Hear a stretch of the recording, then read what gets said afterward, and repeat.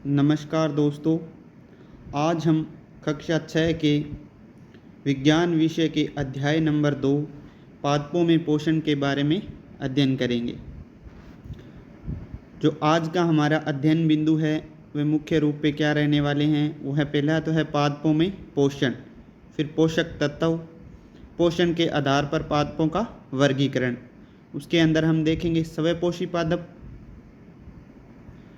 परजीवी पादप, कीटभक्षी और मृतजीवी पादप और सहजीवी पादप। तो ये हमारे आज के अध्ययन बिंदु रहने वाले हैं। जो रीट के सिलेबस में साफ साफ लिखा हुआ है ये बिंदु कि पादपों में पोषण, उनका पोषक तत्व और उनके आधार पर पादपों का वर्गीकरण। रीट L2 विज्ञान विषय का ये एक टॉपिक है और CET के लिए भी बहुत इम्पोर्टेंट है। तो चलिए शुरू करते हैं। पादपों में पोषण।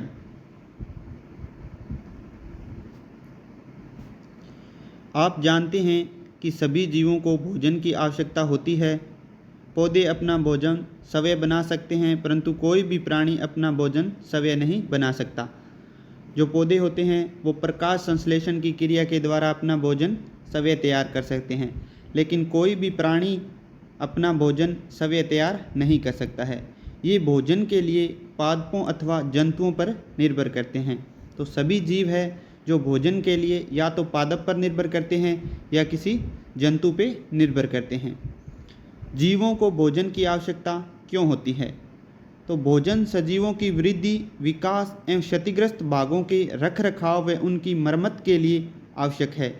भोजन की आवश्यकता हमें हमारे शरीर की वृद्धि, उसका विकास और जो भाग क्षतिग्रस्त हो गया है उसकी वापस मरम्मत के लिए भोजन की आवश्यकता होती है। इससे सजीवों में होने वाली विभिन्न क्रियाओं के लिए ऊर्जा प्राप्त होती है। तो भोजन से हमें ऊर्जा प्राप्त होती है। सजीवों द्वारा अपने स्वास्थ्य एवं शरीर की वृद्धि एवं विकास के लिए भोजन के रूप में आवश्यक पोषक तत्वों को ग्रहण करने की प्रक्रिया को पोषण कहते हैं। तो पोषण किसे कहते हैं? तो जो हम अपने आप को स्वास्थ्य और वृद्धि एवं विकास के लिए भोजन के रूप में जो पोषक तत्व है उनको ग्रहण करते हैं, इस प्रक्रिया को पोषण कहते हैं। आगे देखते हैं पोषक तत्व कौन कौन से हैं, कौन से वृहद पोषक तत्व है, कौन से सूक्ष्म पोषक तत्व है। इन सभी के बारे में हम अध्ययन करेंगे। पौधे सभी प्राणियों के लिए पोषण के स्रोत है। जो पौधे हैं वो सभी प्राणियों के लिए पोषण के स्रोत हैं। बीजांकुर के पश्चात नवोद्भिद पादप मृदा से विभिन्न प्रकार के पोषक तत्वों को अवशोषित कर बड़े होते हैं। पौधे अपना पोषण मृदा में उपस्थित पोषक पदार्थों से प्राप्त करते हैं। तो जो पेड़ पौधे हैं वो अपना पोषण है वो मृदा में उपस्थित पोषक पदार्थों से प्राप्त करते हैं। पौधों का स्वस्थ रूप में बढ़ना न केवल पादप जगत वरन जंतु जगत के लिए भी आवश्यक है। पादपों की सामान्य वृद्धि के लिए मृदा से प्राप्त होने वाले इन पोषक तत्वों को पादपों में इनकी मात्रात्मक आवश्यकता अनुसार मुख्य रूप से दो भागों में वर्गीकृत किया गया है। इनकी वृद्धि के लिए जो मृदा के अंदर पोषक तत्व पाए जाते हैं, पादपों को उनकी मात्रा के अनुसार हम इन्हें दो भागों में बांट सकते हैं। नंबर 1 पे आता है वृहद मात्रिक पोषक तत्व जिसे मैक्रोन्यूट्रिशन बोलते हैं, और नंबर 2 पे आता है सूक्ष्म मात्रिक पोषक तत्व जिसे माइक्रो न्यूट्रिएंट्स बोलते हैं। अब हम आगे एक एक का अलग से अध्ययन करेंगे। तो पहले देखते हैं वृहद मात्रिक पोषक तत्व क्या होते हैं। वृहद मात्रिक पोषक तत्व वे तत्व है जिनकी पौधों को अधिक मात्रा में आवश्यकता होती है। वृहद का मतलब ज़्यादा, तो इनकी मात्रा पौधों के लिए ज़्यादा होनी चाहिए। पौधों के ऊतकों में इनकी मात्रा 0.2 से 4% तक पाई जाती है। तो कितनी मात्रा इनकी होती है? तो 0.2% से 4%। जो आगे मुख्य दिए गए हैं वो कौन कौन से हैं? जैसे carbon, hydrogen, oxygen, nitrogen, potassium, calcium, manganese, गंधक आदि। तो इन सब की जो मात्रा है वो कितने प्रतिशत है, यह इम्पोर्टेंट है, 0.2 से 4। और ये मुख्य रूप से कौन कौन से होते हैं, तो कार्बन हो गया, hydrogen, oxygen, nitrogen, potassium, calcium, manganese और गंधक। इनको आप नोट कर सकते हैं, बहुत ही इम्पोर्टेंट पर्सन है ये। पौधों में उत्तकों में उनकी मात्रा है, ये पर्सन पहले भी पूछा जा चुका है रीट के अंदर। वृहद मात्रिक पोषकों को भी 2 भागों में विभक्त किया जा सकता है। इन्हें भी आगे हम 2 भागों में अलग अलग विभक्त कर सकते हैं। नंबर 1 पे आता है प्राथमिक पोषक तत्व और नंबर 2 पे है द्वितीयक पोषक तत्व। तो प्राथमिक में आ जाएगा नाइट्रोजन, फास्फोरस और पोटेशियम, जिसे हम एनपीके के नाम से जानते हैं। तो एनपीके होता है वो क्या होता है, प्राथमिक होता है। और द्वितीयक में कौन कौन सा आ जाएगा, तो कैल्शियम, मैग्नीशियम एवं गंधक, ये द्वितीयक पोषक तत्व है। ये एनपीके वाला भी बहुत ही इम्पोर्टेंट है, क्योंकि आगे देखते हैं पौधों को कार्बन, हाइड्रोजन एवं ऑक्सीजन पोषक तत्व सामान्यतः वातावरण से जल एवं वायु में उपस्थित कार्बन डाइऑक्साइड के रूप में प्राप्त हो जाता है। तो जो बाकी देखे हमने 3 जो बच गए थे, एक तो कार्बन, एक हाइड्रोजन, एक और ऑक्सीजन, ये तीनों हमें वातावरण से जल और वायु के साथ ही मिल जाते हैं। आगे हम बात करते हैं सूक्ष्म मात्रिक पोषक तत्वों की। मृदा में उपस्थित कुछ खनिज लवणों की पादपों की स्वस्थ वृद्धि के लिए अत्यंत अल्प मात्रा में आवश्यकता होती है। ऐसे पोषक तत्व सूक्ष्म मात्रिक पोषक तत्व कहलाते हैं। पादप उत्तकों में इनकी उपस्थिति 0.02% से भी कम होती है। वहाँ हमने देखा 0.2 से 4% मात्रा थी, कितनी थी, 0.2 से 4%। यहाँ पे है जो 0.02, बहुत ही अल्प मात्रा है ये, इतनी ही इसको आवश्यकता होती है। तो ये भी आंकड़ा आप ध्यान रखें कि 0.02% से भी कम। लेकिन इतनी अल्प मात्रा में भी इनकी उपस्थिति होना पादपों के लिए आवश्यक है, अर्थात इनकी अत्यल्प मात्रा भी भोजन की सामान्य वृद्धि को प्रभावित करती है। इनमें से किसी भी तत्व की कमी होने पर पौधे रोगग्रस्त हो जाते हैं। अगर इनमें कोई भी पोषक तत्व है जिसकी कमी हो जाती है तो पौधा क्या होता है, रोगग्रस्त हो जाता है। ये कौन कौन से हैं इनके बारे में भी देखते हैं। तो 1 नंबर पे है जिंक, तांबा, मैग्नीज, लोहा, बोरोन, मोल्बेडिनम, क्लोरीन, निकेल, ये सभी सूक्ष्म मात्रिक पोषक तत्व की श्रेणी में आते हैं। तो ये आप जरूर ध्यान से इन्हें पढ़ें कि कौन से वृहद मात्रिक पोषक तत्व है, कौन से सूक्ष्म है। और वृहद में भी आगे 2 भाग देखे अपनों ने, प्राथमिक कौन से हैं, द्वितीयक कौन से हैं, इनकी एक आप सारणी बना लें अलग से, ये बहुत इम्पोर्टेंट रहने वाले हैं। अब पोषण के आधार पर पादपों का जो वर्गीकरण है उसके बारे में हम देख लेते हैं। हमारी पृथ्वी के भिन्न भिन्न वातावरणों में अनेक प्रकार के पेड़ पौधे पाए जाते हैं जो अपने पोषण के लिए अन्य घटकों पर निर्भर करते हैं। क्या आप बता सकते हैं कि पोषण के आधार पर पौधे कितने प्रकार के होते हैं? तो इनको हम आगे देखे हैं कि कितने प्रकार के ये होते हैं। पोषण के आधार पर पौधे निम्नलिखित प्रकार के होते हैं। नंबर 1 पे आता है स्वपोषी, नंबर 2 पे है परजीवी, नंबर 3 पे है कीटभक्षी, नंबर 4 पे है मृतजीवी और नंबर 5 पे है सहजीवी। तो इन पांचों के बारे में हम अभी डिटेल के अंदर देखेंगे कि किस किस प्रकार से स्वपोषी होते हैं, उनमें क्या होता है, परजीवी में क्या होता है, मृतजीवी में क्या होता है, कीटभक्षी में क्या होता है। तो नंबर 1 पे हम देखते हैं स्वपोषी के बारे में। वे पादप जो सूर्य के प्रकाश से अपना भोजन स्वयं बनाते हैं स्वपोषी कहलाते हैं। कि जो अपना भोजन अपने आप ही बना लेते हैं दूसरे पे निर्भर नहीं रहते हैं, उन्हें क्या कहते हैं? स्वपोषी कहते हैं। तथा पोषण की इस विधि को स्वपोषण कहते हैं। ये जो पोषण की ये विधि है उसको क्या कहते हैं? तो स्वपोषण कहते हैं। स्वपोषी पादपों में भोजन का संश्लेषण किस प्रकार से होता है, आइए पत्ती के भीतर जानकर देखते हैं। तो इसका पोषण है जो इनका स्वपोषी पादपों में भोजन का संश्लेषण किस प्रकार से ये संश्लेषित होता है भोजन, इसका पता हमें किसके लगेगा? पत्ती के आधार से पता लगेगा। पादपों में भोजन निर्माण का कार्य पत्तियों में होता है। पत्तियों की सतह पर अनेक सूक्ष्म छिद्र होते हैं। इन छिद्रों को रंध्र स्टोमेटा कहते हैं। रंध्र द्वारा कोशिकाओं द्वारा घिरे होते हैं। जो रंध्र द्वार होते हैं ये किसके द्वारा घिरे होते हैं? तो कोशिकाओं के द्वारा घिरे होते हैं। वायु में उपस्थित कार्बन डाइऑक्साइड इन रंध्रों के द्वारा पत्तियों में प्रवेश करती है। पत्तियों को भोजन बनाने के लिए सूर्य का प्रकाश, जल, कार्बन डाइऑक्साइड एवं खनिज लवणों की आवश्यकता होती है। तो जो कार्बन डाइऑक्साइड है वो तो वायुमंडल से प्राप्त हो जाती है, सूर्य का प्रकाश इनके ऊपर आता है, जल है वो जड़ से, और जो कुछ खनिज लवण है वो भी जड़ से पौधों को प्राप्त होते हैं। जड़ से ये तने में आते हैं, तनों में आगे आके ये पत्तियों में आ जाते हैं। पादपों में जड़ें मिट्टी से जल तथा खनिज लवणों का अवशोषण करती है। तो जो जड़ें हैं वो किसका अवशोषण करती है? कुछ तो खनिज लवण होते हैं और उसके साथ साथ जल का भी अवशोषण करती है।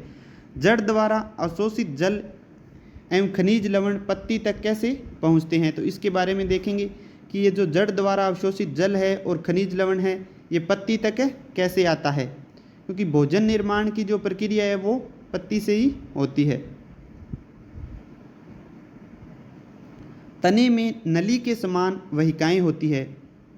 तो जो पादपों में जो तना होता है उसके अंदर एक नली के समान वहिकाएं पाई जाती है, जिनके द्वारा जल तथा खनिज लवण पत्ती तक पहुँचते हैं। पत्तियों में हरे रंग का वर्णक पाया जाता है जिसे पर्णहरित या क्लोरोफिल कहते हैं। तो पत्तियों में जो हरे रंग का वर्णक पाया जाता है उसे पर्णहरित या क्लोरोफिल के नाम से जानते हैं। यह क्लोरोफिल सूर्य के प्रकाश की ऊर्जा को संग्रहित करता है। इस ऊर्जा का उपयोग पत्तियां भोजन के निर्माण में करती है। तो क्लोरोफिल का जो कार्य है वो सूर्य की जो ऊर्जा है उसको संग्रहित करना है और उसके बाद पत्तियां इनसे भोजन का निर्माण करती है। हरे पौधों की क्लोरोफिल युक्त कोशिकाएं सूर्य के प्रकाश की उपस्थिति में जल एवं कार्बन डाइऑक्साइड के द्वारा अपना भोजन स्वयं बनाती है। इस क्रिया को प्रकाश संश्लेषण कहते हैं। तो प्रकाश संश्लेषण किसे कहते हैं? तो जो हरे पौधे हैं उनमें जो क्लोरोफिल युक्त कोशिकाएं होती है वो सूर्य के प्रकाश की उपस्थिति में जल और कार्बन डाइऑक्साइड के द्वारा भोजन बनाती है और इस क्रिया को प्रकाश संश्लेषण कहते हैं। तो इस क्रिया को हम देख सकते हैं निम्न समीकरण के द्वारा भी समझ सकते हैं। जैसे कार्बन डाइऑक्साइड है और पर्णहरित और सूर्य का प्रकाश, इन दोनों की उपस्थिति के अंदर ये कार्बोहाइड्रेट के अंदर बदल जाता है। इस क्रिया में भोजन के रूप में कार्बोहाइड्रेट बनता है। तो जो भोजन बनता है उसके रूप में हमें क्या मिलता है? इनसे कार्बोहाइड्रेट एवं ऑक्सीजन मुक्त होती है। तो ऑक्सीजन जो पेड़ पौधे हैं वो ऑक्सीजन हमें प्रदान करते हैं, उसके बदले में वो प्रकाश संश्लेषण की क्रिया में CO2 यानी कार्बन डाइऑक्साइड गैस संचय करते हैं। यह कार्बोहाइड्रेट अंत में स्टार्च के रूप में होकर पौधों में संग्रहित रहता है। अंत में ये किस में बदल जाता है? तो स्टार्च में बदल जाता है और पौधे में ही संग्रहित रहता है और पौधे की ये पत्तियों में संग्रहित रहता है। एक ये क्वेश्चन ज़्यादातर पूछा जाता है कि पेड़ पौधे या सभी जीव जंतु अपने को पता है कि ऑक्सीजन ग्रहण करते हैं। तो ये क्वेश्चन पूछ लिया जाता है कि सब पेड़ पौधे, कई बार ये क्वेश्चन पूछ लिया जाता है कि पेड़ पौधे श्वसन क्रिया के दौरान कौन सी गैस ग्रहण करते हैं। तो चाहे वो पेड़ पौधे हैं चाहे जीव जंतु हैं, श्वसन क्रिया में सभी ऑक्सीजन ही ग्रहण करते हैं। लेकिन ये कार्बन डाइऑक्साइड कब ग्रहण करते हैं? तो जब ये भोजन बनाते हैं उस समय कार्बन डाइऑक्साइड गैस लेते हैं। क्या सूर्य की प्रकाश की अनुपस्थिति में भी प्रकाश संश्लेषण की क्रिया होती है तथा पत्तियों में स्टार्च बनता है? तो आइए इसको हम आगे गतिविधि के द्वारा समझते हैं। एक ही प्रजाति के पौधों के 2 गमले लीजिए। एक गमले को 72 घंटे के लिए अंधकार में तथा दूसरे गमले को सूर्य के प्रकाश में रखिए। दोनों गमलों के पौधों से एक एक पत्ती लीजिए। दोनों पत्तियों को एक परख नली में डालकर इतना स्प्रिट भरिए कि वे डूब जाएं। एक परख नली को पानी से भरें। आधे बीकर में रखकर तब तक गर्म कीजिए जब तक कि पत्तियों से भी सभी क्लोरोफिल अणु नहीं निकल जाए। अब इन पत्तियों को जल से धोकर इन पर आयोडीन विलयन की बूंदें डालें। तो जो हम आयोडीन की जब बूंदें डालेंगे इन पे, तो जो स्टार्च जिसके अंदर होगा उस पत्ती का कलर तो ऐसा रहेगा, और जो स्टार्च युक्त होगी यानी जो स्टार्च रहित है वो तो ऐसी रहेगी, और जिसमें स्टार्च होगा वो इस प्रकार से ब्लैक या ब्लू कलर की हो जाएगी। क्या दोनों पत्तियों का रंग में परिवर्तन होता है? हम देखते हैं कि सूर्य के प्रकाश में रखी पौधे की पत्ती के रंग में तो परिवर्तन होता है, लेकिन अंधेरे में रखे पौधे की पत्ती के रंग में परिवर्तन नहीं होता है।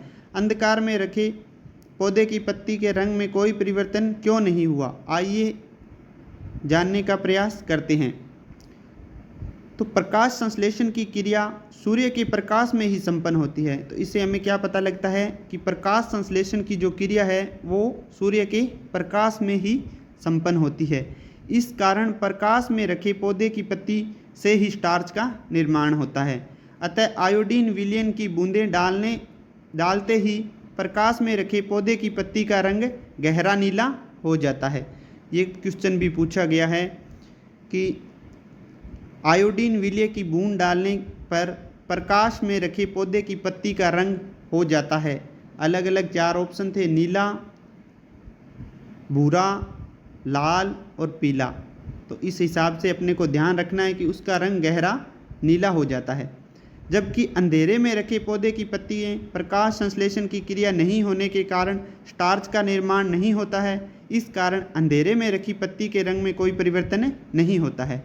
स्टार्च आयोडीन से क्रिया करके नीला रंग प्रदान करता है। यह प्रक्रिया स्टार्च परीक्षण कहलाती है।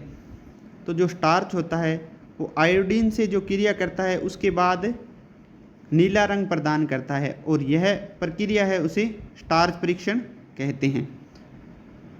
तो इस प्रकार से हमने देखा कि स्वयंपोषी जो होते हैं वो अपना भोजन खुद बनाते हैं, और वो किस क्रिया के द्वारा बनाते हैं? तो प्रकाश संश्लेषण की क्रिया के द्वारा भोजन बनाते हैं, और ये भोजन अंत में स्टार्च के रूप के अंदर पत्तियों के अंदर रहता है। अब 2 नंबर पे हम देखते हैं परजीवी। कुछ पादपों में क्लोरोफिल नहीं पाया जाता है, इस कारण यह अपना भोजन स्वयं नहीं बना सकते। तो इससे हमें ये बात समझ में आती है कि जिन पादपों में क्लोरोफिल पाया जाता है वे पादप ही अपना भोजन बना सकते हैं, और जिनमें क्लोरोफिल नहीं पाया जाता वे पादप अपना भोजन नहीं बना सकते। तो जो अपना भोजन स्वयं नहीं बना सकते वो किसी दूसरे पर निर्भर करते हैं, इसलिए उसे परजीवी कहते हैं। तो ये जो अमरबेल है ये उदाहरण दिया गया है। इसे कसकुटा भी कहा जाता है, जो लगभग बेरी का जो वृक्ष होता है उस पे देखने को मिलती है, और ये इसी से अपना भोजन प्राप्त करती है। दर्शाए गए वृक्ष को ध्यानपूर्वक देखिए। इस वृक्ष के तने व शाखाओं पर पीले रंग के तंतु लिपटे हुए दिखाई दे रहे हैं। ये पीले तंतु अमरबेल है। इसमें क्लोरोफिल नहीं पाया जाता है। यह अपना भोजन उस वृक्ष से प्राप्त करते हैं जिस पर यह लिपटा रहता है। अमरबेल जैसा पादप जो अन्य वृक्ष अथवा पादपों से अपना भोजन प्राप्त करते हैं परजीवी कहलाते हैं। तो जो अन्य वृक्ष या पादप से भोजन ग्रहण करते हैं उसे परजीवी कहते हैं, तथा वह वृक्ष अथवा पादप जिससे परजीवी अपना भोजन प्राप्त करते हैं उसे परपोषी कहते हैं। मतलब ये इनको क्या करता है, दूसरों को जो पोषण देता है उसे परपोषी कहते हैं। तो यहाँ पे जो बेरी का वृक्ष है या कोई और वृक्ष है वो तो कहलाएगा परपोषी, और जो ये अमरबेल है या कसकूटा है इसको हम कहेंगे परजीवी। आपने अपने चारों तरफ कीड़े मकोड़े, तितलियां एवं अन्य कई जीवों को पेड़ पौधों से भोजन प्राप्त करते देखा व सुना होगा। क्या आपने कभी ऐसा पौधा के बारे में सुना है जो जीवित रहने के लिए कीट पतंगों से अपना भोजन प्राप्त करता है? तो प्रकृति में ऐसे पौधे भी हैं जो जीवित रहने के लिए कीट पतंगों का भी भक्षण करते हैं। ऐसे पौधे कौन से हैं और क्या कहलाते हैं, आइए इनके बारे में जानने का प्रयास करते हैं। तो 3 नंबर पे है कीट भक्षी पादप। ये भी एक पौधा होता है जो कीटों का भक्षण करता है। तो ऐसे पौधे जो जीवित रहने के लिए कीटों को पकड़ते हैं तथा उन्हें पचा लेते हैं कीट भक्षी पादप कहलाते हैं। ये क्या करते हैं, कीट को पकड़ते हैं और उसको पचा लेते हैं। इसके अंदर प्रमुख है जैसे ड्रोसेरा, डायोनिया, यूट्रिकुलेरिया और घटपर्णी। ये जो डायग्राम देख रहे हैं ये घटपर्णी का है। अन्य 3 नाम है, इनको भी अपने याद रखेंगे, ड्रोसेरा, डायोनिया, यूट्रिकुलेरिया। ये क्या करते हैं, एक ऐसी संरचना बना देते हैं जिसके अंदर कीट आ जाता है तो ये ऊपर से अपना मुख बंद कर लेते हैं और वो अंदर ही अंदर इसको पचा लेते हैं।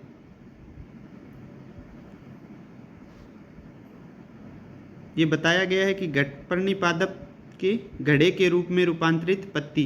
तो ये जो अपने देख रहे हैं ये क्या है, ये पत्ती है इसकी, जिसको इसने घड़े के रूप में रूपांतरित कर लिया है। और जो ये ऊपर दिखाई दे रहा है ये इसका ढक्कननुमा संरचना है। जैसे ही इसमें कोई कीट पतंगा आ जाता है तो ये ऊपर से इसको बंद कर लेते हैं।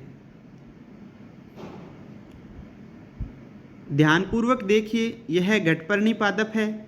यह घट रूपी संरचना किसका रूपांतरण है, तो यह पत्ती का रूपांतरण है। इस घड़े के ऊपर क्या दिखाई दे रहा है, इस पादप में पत्तियां घड़े घट में रूपांतरित हो जाती है। तो जो पत्तियां हैं वो घड़े के रूप में रूपांतरित हो जाती है। पत्ते का शीर्ष भाग घड़े का ढक्कन बनाता है। तो ऊपर का जो भाग हमने देखा वो किस प्रकार होता है, ढक्कन के रूप में है। घड़े में नीचे की ओर झुके हुए रोम पाए जाते हैं। घड़े का मुख वाला भाग चिकना होता है जिससे कई कीट घड़े में प्रवेश करता है तो फिसल कर गर्दन वाले भाग में पाए जाने वाले रोमों में फंस जाता है। रोम नीचे की तरफ झुके रहते हैं जिससे यह कीट बाहर नहीं निकल सकते। घड़े में पाचन रस होता है जो इन कीटों को पचा जाता है। तो इसके अंदर क्या होता है, पाचन रस होता है और इसके अंदर नीचे की जो साइड होती है उसके अंदर रोम पाए जाते, जो रोम होते हैं उसमें वो नीचे आके कीट फंस जाते हैं और बाहर निकल नहीं सकते। और इनमें जो पाचन रस होता है वो उस कीट को पचा लेता है। आगे हम देखते हैं, ये चित्र हम देख रहे हैं ये है ड्रोसेरा। क्या आपने कभी सोचा है कि इन पादपों को भोजन के रूप में कीटों की आवश्यकता क्यों होती है? आइए जानते हैं। ये पादप दलदली क्षेत्र में पाए जाते हैं। तो ये कौन से क्षेत्र में पाए जाते हैं, तो दलदली क्षेत्र में पाए जाते हैं। इन क्षेत्रों में नाइट्रोजन अपर्याप्त मात्रा में होती है। ये पादप कीटों से नाइट्रोजन की पूर्ति करते हैं। तो जो नाइट्रोजन की मात्रा है वो यहाँ पर अपर्याप्त होती है, तो जिससे ये नाइट्रोजन की आपूर्ति के लिए इन कीटों को पकड़ते हैं और पचा जाते हैं। कई बार ऐसा पूछ लिया जाता है कि दलदली क्षेत्रों में पाए जाने वाले पादपों में किसकी आपूर्ति के लिए ये पादप कीटों को पचा जाते हैं या पकड़ते हैं? तो नाइट्रोजन की आपूर्ति के लिए इन कीटों को ये पचा लेते हैं। आगे हम देखते हैं मृतजीवी। आपने बरसात के दिनों में गोबर, अचार, सब्जी, लकड़ी सड़ी गली वस्तुओं और छत्रक या सफ़ेद धागे के समान संरचनाएं देखी होगी। इन्हें आप अपनी भाषा में क्या कहते हैं? इन संरचनाओं को सामान्य भाषा में फफूंद और विज्ञान की भाषा में कवक कहते हैं। इन जीवों में क्लोरोफिल नहीं होता है। ये अपना भोजन स्वयं नहीं बना सकते हैं। यदि ये अपना भोजन स्वयं नहीं बना सकते हैं तो ये अपना भोजन कहाँ से प्राप्त करते हैं? आइए जानने का प्रयास करते हैं।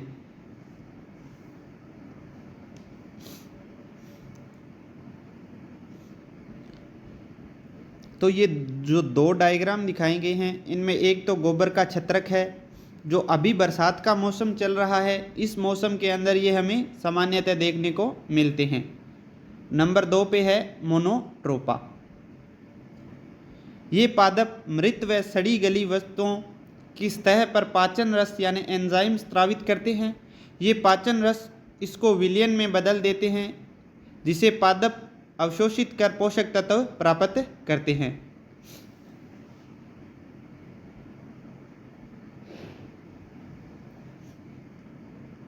वे पादप जो मृत एवं सड़ी गली वस्तुओं से पोषण प्राप्त करते हैं मृतजीवी कहलाते हैं। तो ये क्या करते हैं? जो सड़ी गली वस्तुएं होती है उनके ऊपर पाचन रस स्रावित कर देते हैं। पाचन रस इसको विलयन में बदल देते हैं और जिस पादप अवशोषित कर पोषक तत्व प्राप्त करते हैं। अधिकांश कवक जैसे म्यूकर, एगेरिक्स आदि मृतजीवी पादप है। तो मृतजीवी के दो उदाहरण हमें यहाँ पे बताए गए हैं। नंबर 1 पे है म्यूकर और नंबर 2 है एगेरिक्स। तो इन दोनों के नाम अपने को याद रखने हैं। दिखाया गया है मोनोट्रोपा एक पुष्पीय पादप है जो मृत एवं सड़ी गली वस्तुओं से अपना भोजन प्राप्त करता है। तो एक क्या इसमें क्या है? मोनोट्रोपा। आपने अपने चारों ओर अलग अलग व्यवसाय करने वाले व्यक्तियों को देखा होगा जो एक दूसरे की सहायता करते हैं, जैसे डॉक्टर, इंजीनियर, वकील, अध्यापक, किसान, पशुपालक, दूध बेचने वाला आदि। क्या इनमें से कोई भी एक किसी अन्य व्यवसाय के व्यक्ति के सहयोग के बिना जीवन जीने की कल्पना कर सकता है? तो इसका आंसर होगा कि नहीं। हम सब आपसी सहयोग से ही सहज जीवन जी सकते हैं। क्या पौधों में भी ऐसा सहयोग और सामंजस्य होता है? आइए जानने का प्रयास करें। जिस प्रकार हम सभी एक दूसरे के सहयोग से जीवन जीते हैं, उसी प्रकार क्या इन पौधों में भी कोई श्रृंखला या ऐसा कुछ पाया जाता है? उसके बारे में हम देखेंगे। आगे अपना है सहजीवी। कुछ जीव एक दूसरे के साथ रहकर भोजन, जल, पोषक तत्व व रहने का स्थान आपस में बांटते हैं। इस प्रकार के जीवन को सहजीवन तथा साथ साथ रहने वाले पादपों को सहजीवी पादप कहते हैं। तो सहजीवी पादप कौन से होंगे? जो अपना भोजन, जल, पोषक तत्व व रहने का स्थान आपस में बांट लेते हैं। लाइकेन सहजीवी का प्रारूपिक उदाहरण है। तो सहजीवी का जो उदाहरण है वो कौन सा है? लाइकेन। लाइकेन में दो प्रकार के पादप कवक व शैवाल साथ साथ रहते हैं। तो लाइकेन में जो दो पादप है वो कौन कौन से हैं? एक तो कवक है और एक शैवाल है। शैवाल में क्लोरोफिल होता है जबकि कवक में क्लोरोफिल नहीं होता। शैवाल प्रकाश संश्लेषण द्वारा तैयार भोजन कवक को उपलब्ध कराता है तथा बदले में कवक शैवाल को रहने का स्थान देता है। साथ में वह जल व अन्य पोषक तत्व भी उपलब्ध करवाता है।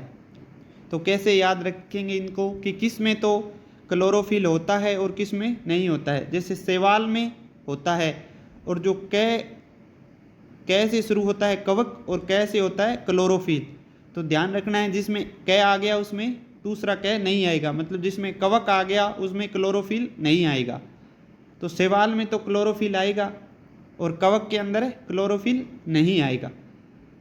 शैवाल तो प्रकाश संश्लेषण द्वारा भोजन तैयार कर देता है और कवक को ये भोजन दे देता है तथा बदले में कवक शैवाल को रहने का स्थान दे देता है, जल और अन्य पोषक तत्व भी दे देता है।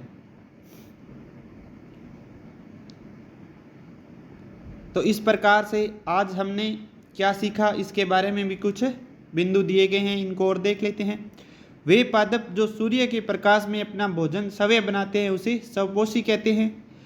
पादपों के क्लोरोफिल युक्त कोशिकाएं सूर्य के प्रकाश में जल, खनिज लवण व कार्बन डाइऑक्साइड की उपस्थिति में अपना भोजन स्वयं बनाते हैं। इस प्रक्रिया को प्रकाश संश्लेषण कहते हैं। अमरबेल एक परजीवी पादप है। मृतजीव पादप मृत एवं सड़ी गली वस्तुओं से अपना भोजन प्राप्त करते हैं। लाइकेन में कवक व शैवाल साथ साथ रहते हैं और यह सहजीवी का उदाहरण है। घटपर्णी पादप में पत्ती रूपांतरित होकर गड्ढे रूपी संरचना में बदल जाती है। तो आगे कुछ अभ्यास के प्रश्न हैं। अगर आपने इस वीडियो को अच्छे से सुना है तो ये तीनों क्वेश्चन आप बिल्कुल आसान तरीके से हल कर सकते हैं। और अगर अभी तक आपने हमारे चैनल को सब्सक्राइब नहीं किया है तो इसे ज़रूर सब्सक्राइब करें, और अगर आपको वीडियो अच्छी लगी तो अपने दोस्तों तक इसको ज़रूर शेयर करें। रीट के लिए बहुत ही महत्वपूर्ण रहने वाली है ये वीडियो।